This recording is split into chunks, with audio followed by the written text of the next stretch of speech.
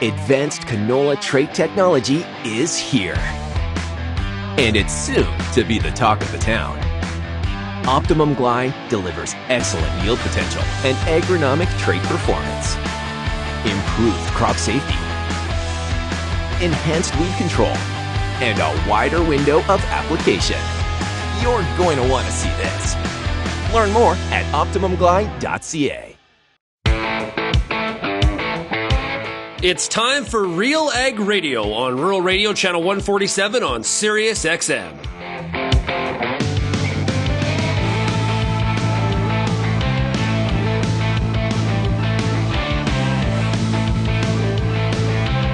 RealAg Radio and RealAgriculture.com is your home for insight and analysis of the issues that are impacting your farm business. Let's get real and get connected with RealAg Radio.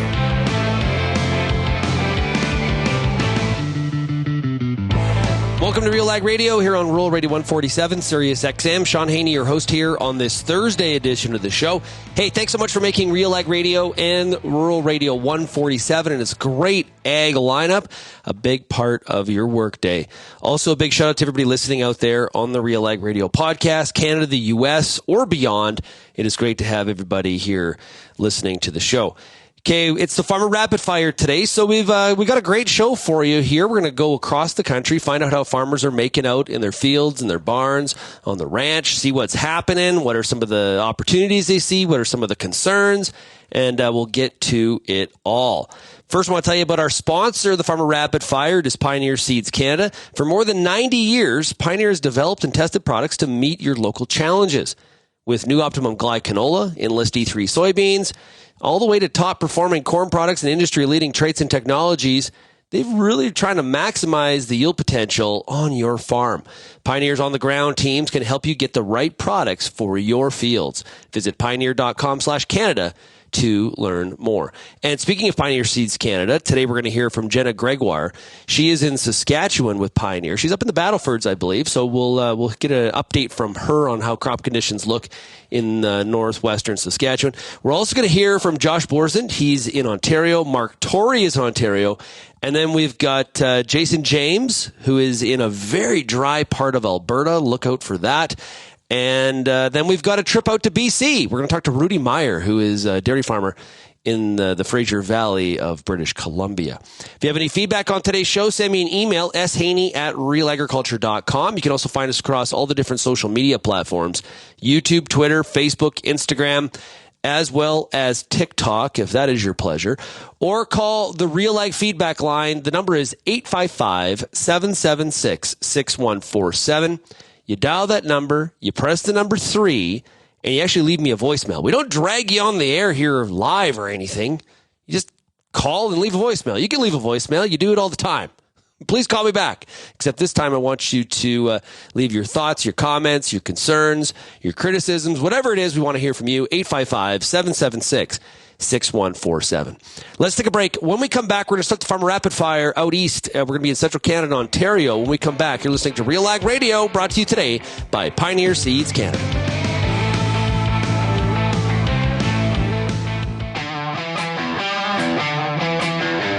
Advanced canola trait technology is here. And it's soon to be the talk of the town.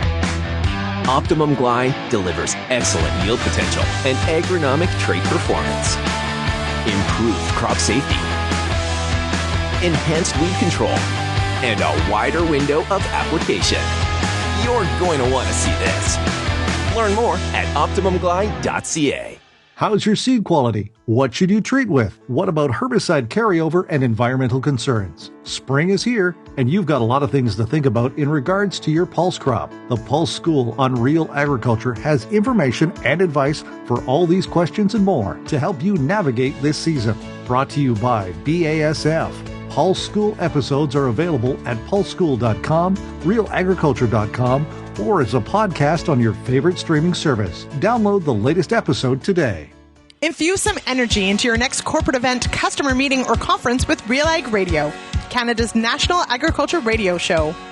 Create a unique experience at your next event with host Shaun Haney, broadcasting RealAg Radio live on Sirius XM, featuring exciting guests, captivating interviews, and the latest news from the agriculture community. Contact advertising at realagriculture.com or call 587-787-1795 to book your on location with RealAg Radio today.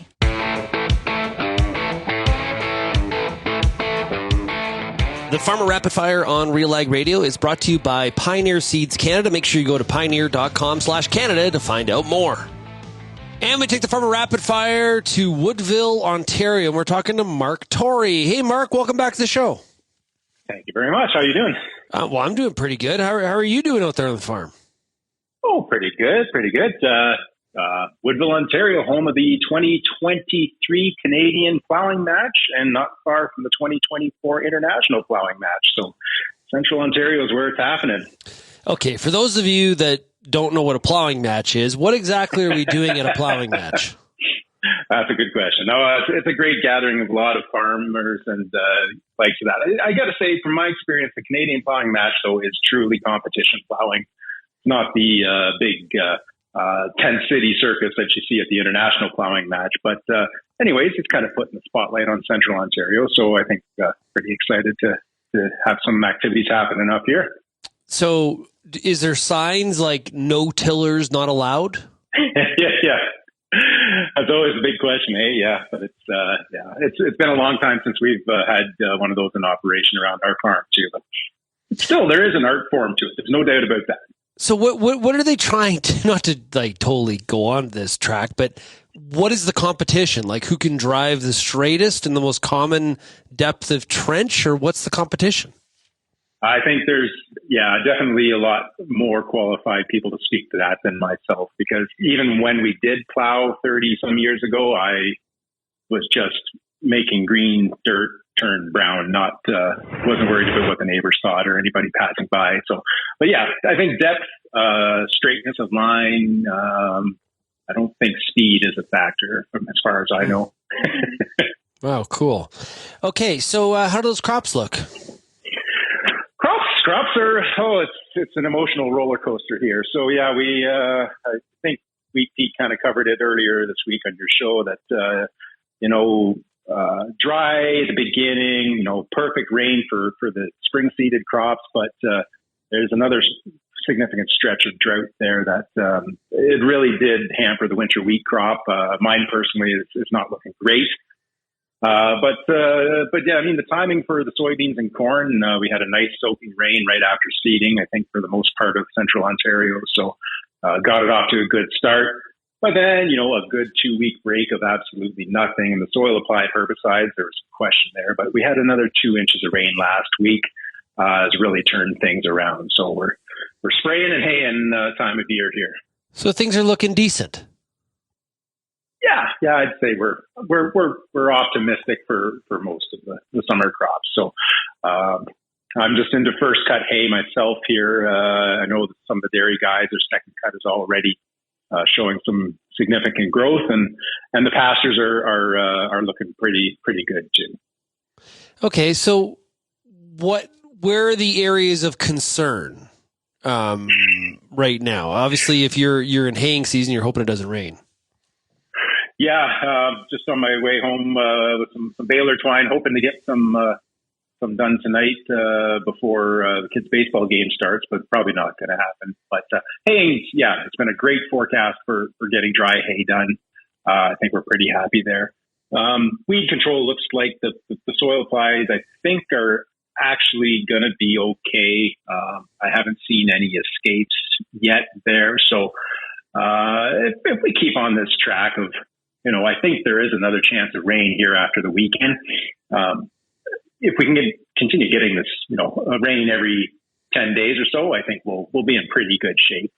Yeah, from what I can tell. Yeah. You mentioned weed escapes. Do you have any herbicide-resistant weeds on the farm that you're dealing with? I will say not yet.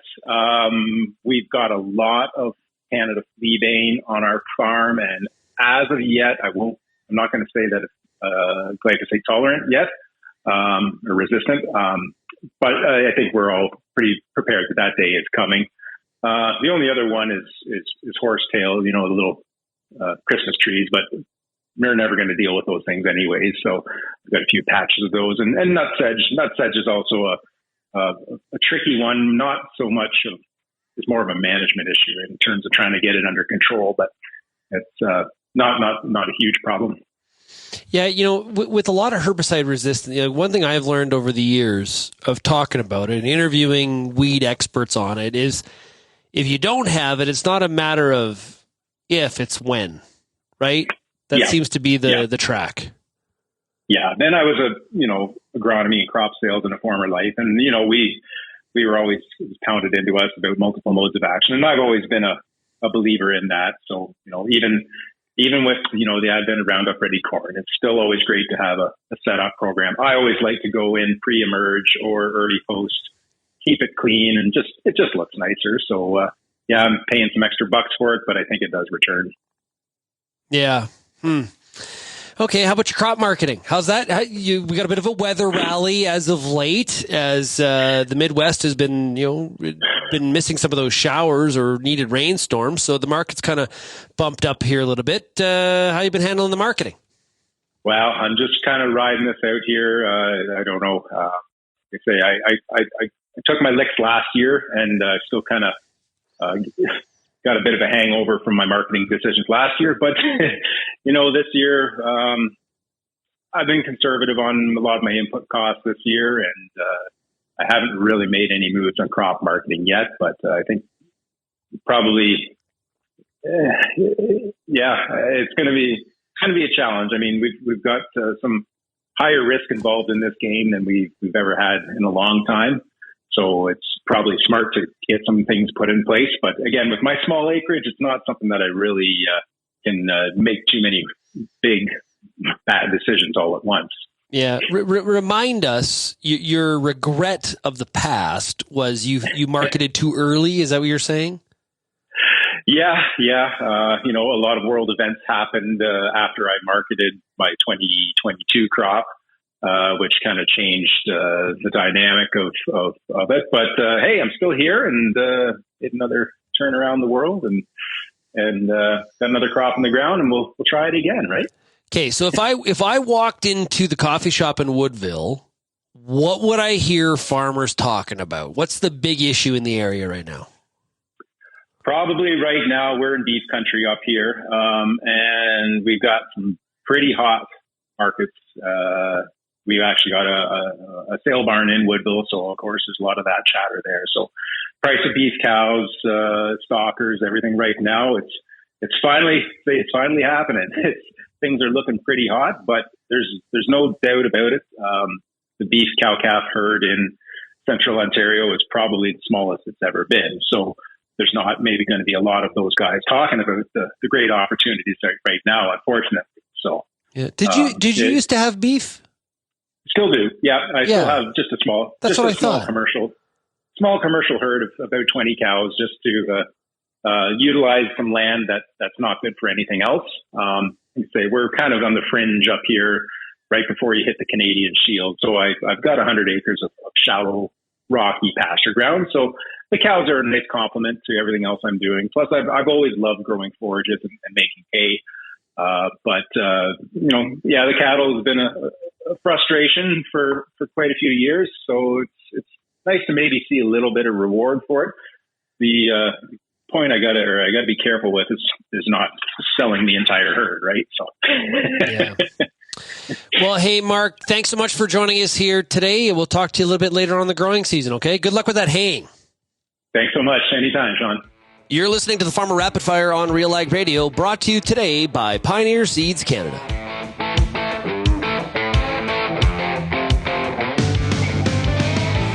Boron is an essential micronutrient for plant growth, and without boron, your crops can't absorb the macronutrients they need for higher yields. Although borates occur naturally, boron deficiency is a common soil problem. Whether in direct soil application, through fertigation, or as a foliar spray, US Borax has the right refined product for your crops. US Borax products are specifically formulated to combine with other fertilizers, lowering your application costs. Learn more at borax.com/ag. As you head out into the field this season, The Corn School's got you covered. Everything from tillage discussions, weed control info, field trial results, yield strategies, and more. The Corn School on RealAgriculture.com has the information and advice you need to help you succeed. Brought to you by Pride Seeds and BASF. Corn School episodes are available at cornschool.com, from realagriculture.com, or as a podcast from your favorite streaming service. Download the latest episode today. Hi, I'm Bernard Tobin, host of the Soybean School on realagriculture.com. Throughout the year on the Soybean School, we'll bring you timely agronomic video content from planting to harvest, from the latest agronomic research to the latest in production technology. Check out our massive video library on YouTube,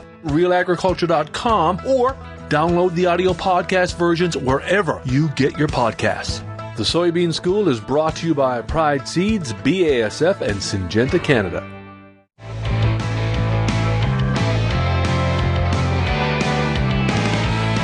And we take the Farmer Rapid Fire to Gadshill, Ontario. We're talking to Josh Boersen. Josh, how are you doing today? Good, Shaun. Glad we could connect today. Yeah, so what's happening on the farm this week? Oh, just kind of wrapping up, I guess, planting. We're getting a few pieces of equipment maybe tucked away, and just kind of wrapping up a bit of herbicide on the corn and soys, I guess. And how's the crop looking? Well, in Ontario, we always complain when we go a long stretch without rain, but it's nothing like the Western guys get. So things are looking pretty good. Everything that we planted in the spring is still plenty early. The wheat could have used the moisture a little sooner, but where we are, I think we're pretty lucky overall. Yeah, so where you are, everybody has a different version of dry, but that's fine. You're looking for like that 3/4 of an inch to an inch a week. Is that kind of what's ideal for you, or what's ideal? Only when we don't want to spray, I guess. But yeah, otherwise that's right. An inch a week would be really just perfect if we could put that order in. Yeah. Do you think the corn's kind of still on that optimum sort of yield curve, or are we bounced off it a little bit? I don't think we've lost a lot of ground on the corn yet. It's actually the soys I'm a little bit more concerned about in terms of yield. They're still really quite small plants, and anything after, today, basically the longest day of the year, they start to look at that reproductive stage of things, and we generally like to have a little more plant there for when we hit that point. But so why are they so small? Well, they went in relatively on time, I guess, but after planting, we were just fairly cool, and all of the beans, our edibles, or our navy beans, I guess, right now, they're kind of experiencing the same thing. If it's nice and hot, they kind of turn it on and get going, but they were a little slow to come out of the ground, and then they just kind of sat there for a little while, so waiting for some heat. Yeah, and then, of course, once we get to August, then we're hoping for some moisture for those soys too, right, to really take home the yield. Well, ideally, yeah, if we can get it, all the stars to align, that's going to be key. Let us get our wheat off first, though. Then it can rain all. Okay, that's fair enough. What do you think the wheat yield's going to be like? Variable, I think, is the way I'd like to describe it, I guess. Yeah. Where we are, we have some pretty deep soil moisture. I didn't really see a lot of flag injury dieback, like flag leaf injury, like others were maybe experiencing kind of around us in pockets, but it's going to be a little bit inconsistent, I guess. The knolls are probably really going to reflect that dry spell, and I think the valleys are going to hold their own. So probably average would be what I would expect overall. I don't know if we'll hit above average yet. Did you put a fungicide on the wheat? Yeah, we did do the full T3 fungicide. A T2 fungicide we only did on our better fields. That would have been before the dry spell, I guess, before we really knew what we were in for. But when we're working with Mr. Johnson there, he kind of thought we should keep the pedal to the floor and make sure we get the best we can. So yeah, wheat peat. People ask me all the time, does wheat peat always have that energy? Yep. In my experience, yes. Exactly. And people just look at you, really? Yep. And even without an espresso, it's amazing. How are you making out with your crop marketing? Well, today again we saw quite a rally in the market. So we're probably sitting between 30 and 50% sold. Depends on yield, I guess. But I still have a little bit of old crop corn even sitting in the bin that I probably should have marketed back in January, but just didn't know what to do. And I would say that today I know even less than I did then. So you're still holding on to some old crop. Okay, so Josh, fill us in here. And I'm asking this question in a very, very serious way. What are you waiting for? More would be the answer, I guess. But okay, that's fair. Part of it was probably that, yeah, the market's backed off, and I guess at the time I didn't think that made sense to me. So I was thinking they were going to come back a little, and just kept watching that get chipped away to the point where I didn't want to pull the trigger, I guess. But we have some chickens to feed as well around the farm, so we generally hang on to some corn for that, just to make sure we can make it through the new crop. And depending on the marketing conditions, if the markets were more favorable, I probably would have sold that earlier instead of hanging on to it. But we're just sitting on it right at the moment. The Ontario corn crop and I'm just judging for pictures on social media, but the Ontario corn crop seems to be in a lot better shape than some of the corn in the Midwest. And that's, one of the reasons for the conditions of that corn crop in the U.S. is what's leading us for this market headed higher in this kind of weather market scenario that we've been experiencing here in the last week. Yeah, I guess I haven't seen a lot of what they're kind of dealing with in the Midwest, but the little tidbits I catch, I can understand the market scare. I guess it's got a lot of 2012 feel to it, if you recall that year. I imagine you do. So yeah, crazy, interesting times. It's a lot of Great Lakes usually bless us with the moisture, and we have some pretty deep soil moisture in our area as long as we get decent winter. So we can kind of hang on until we get late summer. So Josh, curious, if I was to walk into the Gadshill coffee shop, what would I hear farmers talking about this week? What are the big issues in the area? Oh, probably one of if it's not top 10, top 3, it's right up there, would be land costs. And that'd probably be the biggest hurdle we have to deal with locally. Here, I thought you were going to say, why aren't the Blue Jays hitting? I thought that would be what you're going to say. Well, that might be up there too, I suppose.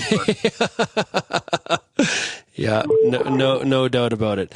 Well, hey, Josh, thanks so much for joining us here this week on the Farmer Rapid Fire. All the best to you, and we'll chat with you a little bit later on in the growing season, okay? Sounds great, Shaun. Thanks, and hope you're having a good time out there in Alberta. And we take the Farmer Rapid Fire into Drumheller, Alberta, and we're talking to Jason James. Jason James, how are you doing? I am doing great. We finally had some moisture here, so it's going to help some of the crops. Some of the crops are too late, but it looks nicer out there. The grass is trying to green up in the yards and the pasture. It smells better. It doesn't look like doom and gloom. But anyways, it's going well, I guess. Relatively speaking, it could be worse. It always can be. Now, you mentioned some of this rain is too little, too late for some of the acres. It's kind of in that pocket where you are. It's spotty. Is that the best way to describe it in terms of what kind of stand is out there? It's very spotty. You drive down the road and it's crazy. You'll hit an area that might be 5 or 10 miles wide. And the crops don't look that bad here. And then all of a sudden you get down the road and it's like, holy smokes, did these guys even seed? It looks like good chem follow. But it's, little systems come in and there's little showers here and there. If you happen to get lucky and you're under a shower, you got okay germination. If you're outside of that little rain belt, like some to the north and east of Drumheller area, it's terrible. Like germination's probably as low as 10, 20% over a whole field.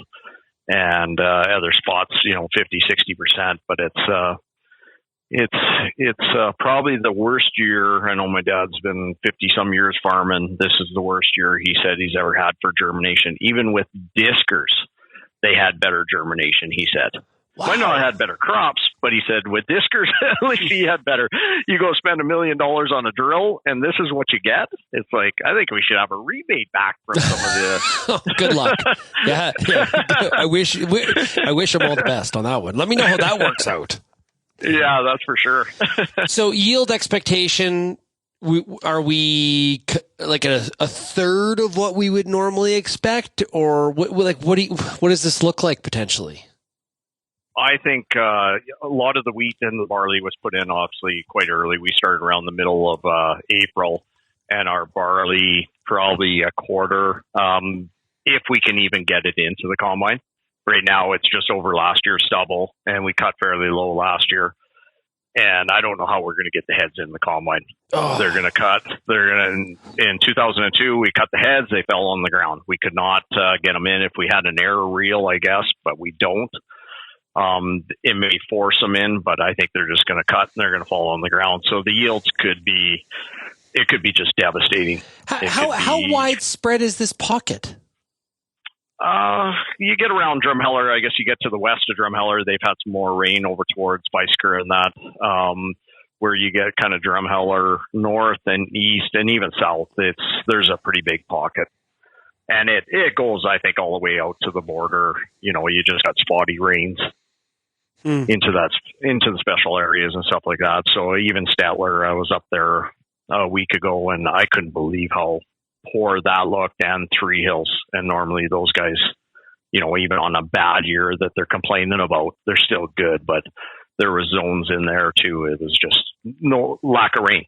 It doesn't matter what drill you have. If you don't get a rain and you got hot winds blowing, it just dries right out to the bottom of the seed bed. This is why there's so many dinosaur bones in that area. They ran out of water. Yeah. And the poor cowboys are running out of water. That's a pretty big problem around here. The guys that do have cattle, not only do they not have grass, now they're running out of water in their dugouts. So just a bad problem. Compounding issues. So I'm assuming that you have been rather quiet on your crop marketing because of what you're seeing out in the fields. Yes, I think everybody after 2021 hit, and there was a few guys that had to pay out some pretty big contracts. We've done a bit, hopefully, 5 to 10 bushels, and hopefully we've got that. But yeah, it just, when the spring started coming and it was so dry and the snow disappeared, it was just, it wouldn't have mattered if canola was $30 a bushel, you're not selling. Yeah. And so, it's the moisture profile or the lack thereof. Like, this dryness is not just at the top. Because of this repeated dry bias we have had in this area, this goes deep. It goes very deep. We were digging some water lines in, and we had to go out into the field. Here the other day, we went down 8 feet, and it was crumbly dry right to the bottom of 8 feet, and we're in heavy clay. And normally you get down, even when the top's dry, you get down 2.5, 3 feet, and then it's mucky. But right now it's just so dry. But you got, basically from 2020 on, we've been dry. So it's going to take not inches, it's going to take feet of moisture, and we don't measure rain in that much. So it's going to take a little while before we get back our submoisture. Yeah, we need one of those Junes here where we get the 300 mils, right? Yes. Yeah. Rainfall like they get on the west side of Highway 2. Where you can get 4 to 6 inches at one rain episode. So, speaking of big storms, like I use Strathmore as the example. It got pumped by hail. Yeah. Probably in your area, there's people probably, you're kind of hoping for the white combine from a crop insurance perspective on some of these acres. Yeah, that's anybody that gets hail, and usually you normally never get hail on a dry year on crappy crops. Of course not. The best crop. But yeah, you get those guys there. Not only they're going to get a little bit of a payout on some of that stuff if it's seeded really early, but look at the moisture they got. I seen pictures of it, and you got you got 3-4 inches of hail on the ground, that I think the moisture is going to do you more good than anything. Yeah. So if I walked into the coffee shop in Delia today, is this all everybody's talking about? Is the drought, or what other issues are taking up some oxygen? Yeah, that's about it. It's unfortunately it's going to hit guys from the farmers, obviously, but you've got all the support help. You got the truckers. You got everything to do with agriculture in these small towns, and people are concerned. You got guys with cattle. Are they going to have enough feed? Are they going to have enough water? And then you got the crop guys. Yeah, we've got crop insurance. We're going to get by to next year, but it's all the support help that we have that those guys don't have insurance, right? That trucker that's hauling grain down the road, how much grain is he going to haul next year or during the winter? But it's guys like that it's not good, or any of these machinery companies. Is that going to slow down?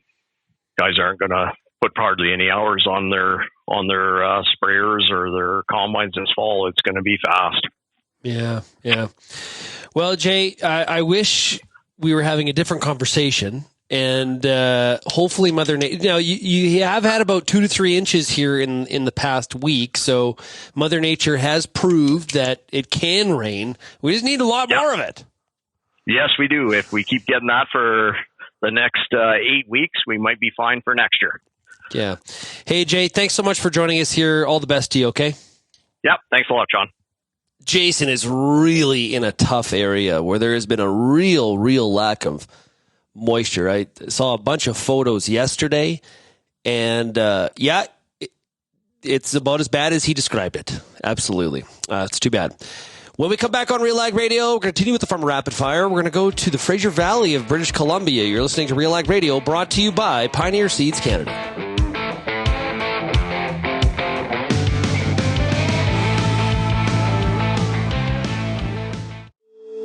If you're involved in the agriculture industry, it's important to stay informed on all the latest issues affecting your business. At RealAgriculture.com, we offer fast, reliable news, information, and insights to help you keep on top of all of the latest in Canadian agriculture. Visit RealAgriculture.com and sign up for our free daily newsletter covering everything from news, agronomy, animal agriculture, and much more. Visit RealAgriculture.com/subscribe today.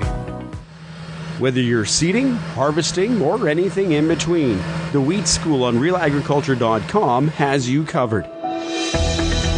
Timely agronomic information from industry experts available online anytime.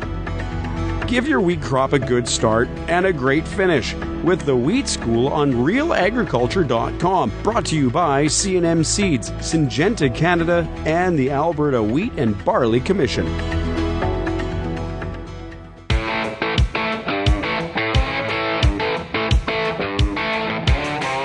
And we take the Farmer Rapid Fire into the Fraser Valley of British Columbia. We're talking to Rudy Meier. Hey, Rudy, welcome back to the show. Thank you for having me. Okay, what's going on today on the farm? Well, so we're the third week of June, just getting into the summer here. We've been having some cold weather, lots of rain. Crops are coming around. People are getting their corn starting to grow. We just finished spraying, so it's definitely been giving us a little easing off on the irrigation. So people are going to be saving some money there by not running the irrigation through June. So everybody's kind of a little happy that way. So at first we were kind of concerned because May was really hot, and some people had to reseed their corn crops and their barley crops because it got so hot at the beginning of May that they didn't take. So they had to roll them, plow them under, and then reseed. So, and now we're going in July, and we're just getting into our second cut of grass. So things are going well. Cows are pretty happy that the cooler weather is here. But for the next 2 weeks, we got a weather forecast of between 24 and 28 degrees of warm weather. So we're looking to see that if we can get this crop off, it'll definitely get the grass a good kickstart in the third cut, and definitely going to pump up the corn rows. So we're pretty excited. So yeah, things are going well. Yeah, so you've been getting the bout of chillier weather as well this week, because it's been quite cool here in Alberta. It feels kind of unseasonal. Well, there was snow in Alpine, in Kamloops, and Kelowna, so there was snow in the passes this year. Traditionally, June is our cooler month. It's usually kind of that month that kind of lays in limbo. It's kind of like 21 degrees and cloudy, and usually kind of just sticks around the whole month, and we don't get really a lot of rain or a lot of sun. It's only been the last 3 years where it was really hot. 2020, 2021, 2022. We've all had smoke in June, weather forcing farmers to get out and chase after the irrigation. And even this year, it was even more peculiar because we were actually irrigating in May because people are so afraid of getting poor germination that they wanted to get on the irrigation. And then all of a sudden, pretty much after the 5th, 6th of June, it went down, and we've had like 4-degree morning weather. So the nights are like cold, and we've had to again close up the barns a bit, to reduce the pneumonia in those high lactating cows. So it's a lot of managing, and it's a touch and go. You really don't know how it's been. So it's kind of like you want to run the irrigation, and then it rains, and then you shut down, and then you're like, oh wait, maybe the warm weather's coming. So it's hopefully now it'll finally give us commitment, and we'll get some warm weather like normal through July and August. Yeah. How much does temperature fluctuation impact the output of the cow? Huge. Cows hate temperature change. That's why cows always produce better through the colder months, because it's more consistent, like around 10 degrees or less. That's where they're happy. It's always the same. You don't get huge fall offs at the night. It's the summers that really kill them, where it'll be like 30 degrees in the morning, and then at night, if it's down to like 10 degrees, because cows, they trap all their heat during the day, and then at night, that's when they consume it. So if a cow's giving off a large amount of heat at night, and all of a sudden there's an increase of temperature drop, their body doesn't acknowledge it until it's too late. So they'll just blow off steam, and then all of a sudden they get cold, and then all of a sudden their body goes into survival mode, and all of a sudden it stops, and then they have to start generating heat again, and then that's where the actual stress is. It's not actually the heat; it's them managing temperature control in their body. Because heat is easy. We can cool them with fans, we can get them with sprinklers, but when they get too cold, it's hard to warm a cow back up when she gets too cold internally. Okay, so that makes sense, because I was just going to ask you, if they prefer the cold, then how can we see so many dairies in, say, like Arizona? But it's the temperature it's hot, but it's constant, and so that's the variable here we're trying to mitigate is the fluctuation. Yeah, and in our barns, it's actually like in the last few years, even when we've had 33-degree plus weather outside, the barn can stay cool to around 20 degrees because we got fans and we got sprinklers, and you have 10 times the amount of air movement through a barn because it's sheltered, right? The cows are in shade, so they're out of the sun, and you cool them down with air movement, and then you hit them with the sprinklers once or twice a day, and that's what helps them. But if these cows would be out in the sun, that would be way harder to manage the weather, because the UV light alone would stress them out. So barns, even for ourselves as farmers and our employees, it's cooler in the barn than it is outside. So that's why it's actually quite comfortable for our employees and the cows to be in the barn. So once they move from one barn to the other, that's when the temperature change is really big for them. Right now in the Fraser Valley, if you walked into a local coffee shop, you talked to some farmers, what are they likely talking about? What are some of the big issues that are happening in that local area? Well, we'll start with the first one. Of course, it's financing. Interest rates are killing us, especially in BC. we had this conversation with the BCDA and the mainland milk producers, where they're like, our operating costs are high because the Fraser Valley is so secluded from the rest of the country, right? If for us to get anything shipped to us, we have to go through the Rockies or through the States or from the port of Vancouver. So, freight and parts have been really hard on us, but interest rates are bad. We're finally kind of coming out of the other end on feed, because feed really crippled us after the 2021 flood. 2021 summer we had a drought, we had fires. So then a lot of people lost their production of feed in that summer, and then they were hoping to recuperate with cover crops and winter wheat through the winter there. And then we had mass flooding all the way through the province. So then every farmer was kind of, again, searching for, any kind of, subsidy that they could get. So there was an increase of purchase feed.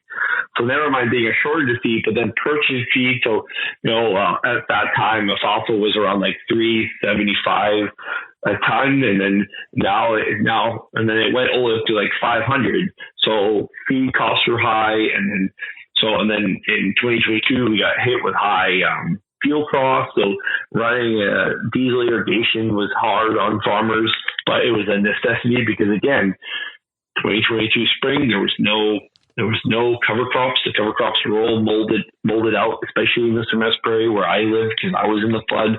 So all our grass crops got moldy and died off from all the chemicals that were in the water flood. And then again, that went away. And then we had a really late spring last year. So we didn't people were unable to plant their corn. Like my brother he planted corn on the 1st of July. So again, it pushed things further back.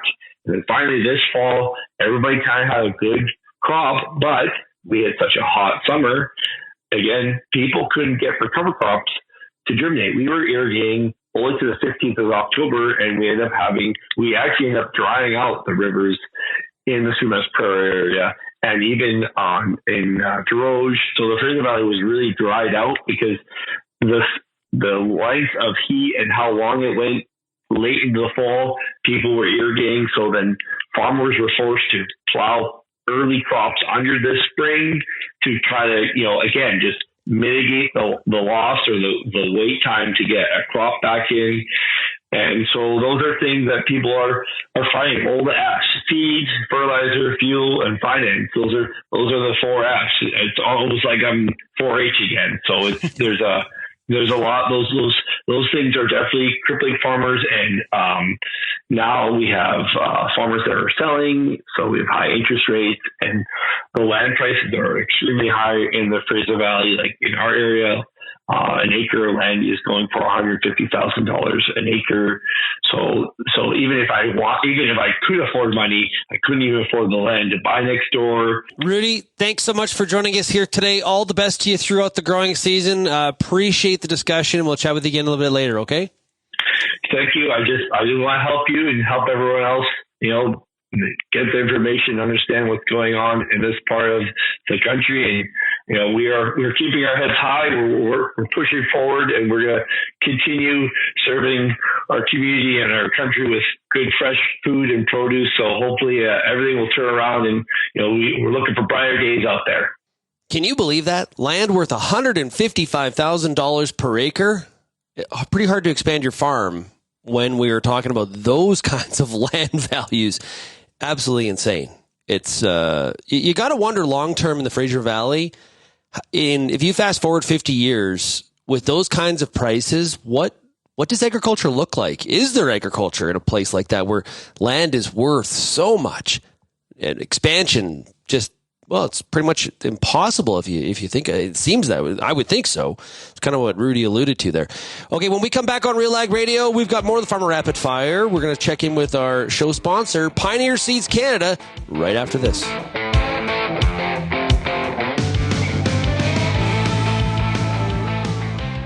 Peter Peter Johnson at WheatPete, RealAgriculture.com. I'm the host of The Word, and I love doing The Word. I love the questions. I love the challenges. I love having to apply agronomics to all over the globe and areas outside of my normal jurisdiction.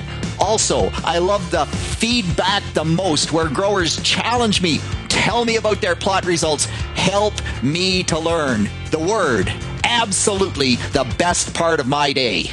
Canola is more than just a pretty face in the prairie landscape. It's a big business, both here and around the world, that requires you to be informed and up to date on everything it takes to grow a successful crop. The Canola School on RealAgriculture.com has an expert library of video resources covering markets, agronomy, and more to help you grow a healthy and profitable canola crop. Visit canolaschool.com today. Brought to you by BASF Canada and Invigor Hybrid Canola.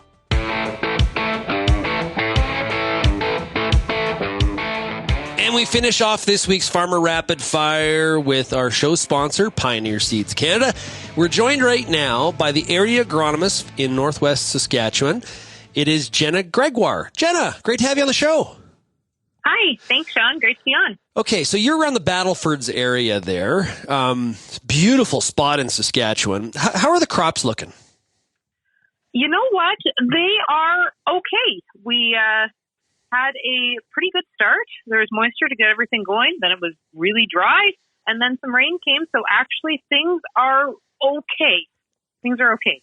Well, that's good to hear. We've heard a number of different conditions kind of across the country, and everybody has their own context of dry, right? Like if you're, like we talked to Rudy in the Fraser Valley, dry for him is different than dry if you're in East End, Saskatchewan, for example. How much rain have you been getting to kind of hold this crop at these levels? Has it been kind of frequent, or are you relying on some submoisture? What are you doing? Well, there wasn't a whole lot of submoisture to get us going, but we conveniently had about an inch of rain after seeding time to get everything established really well. And then it got really hot and dry. Like, we're about 2 weeks ahead of normal crop stage up here compared to where we normally are. And everyone was getting pretty worried. But then over the weekend, majority of my area actually got about an inch, anywhere from 3/4 to just over an inch. And now things are looking pretty good. So that's why I say it with a little bit of hesitation, because we're a hot stretch away from it going backwards. But if we get another little shower that comes, things will be looking pretty good. It's sort of like living day to day or week to week kind of thing, right? Like you're okay. We're okay for today, but by 10 days from now, boy, we're going to need some more moisture, kind of thing. Yeah, exactly. And, you say it with hesitation because there's a lot of places that are way worse than what we are. So you don't want to complain really at all. Yeah, we talked to Jason James from Drumheller, and that's got to be, he's in one of the worst spots, I think, or at least one of the worst spots when it comes to dry and what that crop looks like. Now, every time we talk to somebody in Saskatchewan, I'm always reminded, and it's a very vast province, so this makes sense. There's going to be a lot of different conditions. And if you think back over the past number of years, we have had a bunch of different conditions. Like I remember we had Jake Legui on in Fillmore a couple weeks ago, and he's like, rain needs to stop. Yeah. And we've also talked to like Corey Leeson, who's in Radisson, who, will it ever rain again? This variability and unpredictability of the weather, I know you want to talk about how that leads into the strategy of planning for the growing season. Yeah, absolutely. And exactly like you said, Shaun, because it's so variable and you really don't know what you're going to get, if you're going to get too much rain or not enough rain. That's why it's so important for guys to kind of have that multi-hybrid strategy approach so that they can, kind of hedge their risk depending on what the environment is going to throw at us. Now, when you say multi-hybrid approach, we're not talking about it in the same field. We are talking about spreading across the acres of canola. We're talking about having multiple different hybrids in different locations, so that we're spreading out that risk. Like one way to look at it is maturity date, right? Absolutely. Yes, 100%. You got it. And from your experience, how many hybrids, for the people that you think are doing this right, how many hybrids are they growing? You know what? I think in a perfect world, if guys could grow about 3 hybrids, I think that you could cover your bases pretty well. And within that hybrid risk, again, in a perfect world, if you could put in a hybrid that the first one, flowers early to potentially beat those early heats that we get in July when they're flowering, to beat all that heat blast, that would be great. If you could put in a hybrid that had sclerotinia protection in it to hedge your risk on if it was a wetter year, where that disease could really thrive. And then the third one, if you could put in a later maturing hybrid so that, in a year like this, it was really hot early on, but now we're starting to get some cooler weather. So that might prolong the flowering life, and those later maturing hybrids might end up being the highest yielder. So in a perfect world, that's what I would recommend for farmers to kind of hedge their risk out there. Yeah, and in the Farmer Rapid Fire here, we talked to farmers across the country, and let's just say for some of our audience that's listening in Ontario, they're like, I would never plant one corn hybrid across the entire farm. But for whatever reason, and I think it's kind of a Western Canadian thing, and I have a theory that it has to do with our hyper laser focus on efficiency. Absolutely. It's easy, right? You have one across the board. You know exactly what you're spraying. There's no mix-ups. It's easy. I get it. Yeah. It's what you're saying makes a lot of sense on why it's not that much more time, and it's risk management as well, which is this is a risky business. So anything we can do to manage our risk, especially when it involves Mother Nature, is a good thing. So this week we've been talking to our farmers, and one of the questions I asked everybody, and I'm curious on what your answer is, if you went into your local coffee shop, like if you went into North Battleford and you went into the coffee shop, what would farmers be talking about? What's the big issue? Oh, Shaun, everybody will be talking about rain. First of all, they'll be asking, did you get the rain? And second thing they'd be asking is, well, how much? And then the third thing, when do you think, or if, is it going to rain again? Like, do we have enough moisture to get us through the season? It is sort of like the conversation crutch that gets us through. How about that weather, eh? Huh? we use it all the time, and it's obviously very important when it comes to our profitability. We do rely on. It's crazy just how much we rely on that rain, that shower to go through our farm as opposed to 10 miles away, right? Like it's really a crazy business. It really is, and when you think about it, you could do absolutely everything right, but in the end, if Mother Nature doesn't give you rain, there's nothing you can do and your hands are tied, right? That's why if you can do some of these things to kind of hedge your risk and do as best as you can to try and, just ensure that profitability in the end, it's just a little bit better for everybody, right? Jenna, thanks for joining us here today on the Farmer Rapid Fire. All the best to you in your territory, and hopefully we get a chance to talk to you again here in 2023. Thanks so much. Awesome. Thanks, Shaun. Pretty good cross section of, if we were able to be a fly on the wall, or we just randomly walked into some of the farmers' coffee shops across the country, a bit of a variety of topics that would be discussed for sure. Not just Blue Jays baseball and why they can't hit, but also things like finance, also things like land values, also things like the weather. Of course, the weather has got to be the common one for sure across the country. But some of us need a little bit less of it, and there's a lot of us that need a whole lot more of that moisture falling from the sky. Looking at you, Mother Nature. If you have any feedback on today's show, send me an email, shaney@realagriculture.com, or you can find us, of course, across all the different social media platforms, or you can call the RealAg feedback line, 855-776-6147. Big shout and thank you to the sponsor of the Farmer Rapid Fire, Pioneer Seeds Canada. Make sure you go to pioneer.com/Canada to find out more. Thanks, everybody, for getting real and getting connected with RealAg Radio, and we'll chat again tomorrow. Cheers, everybody.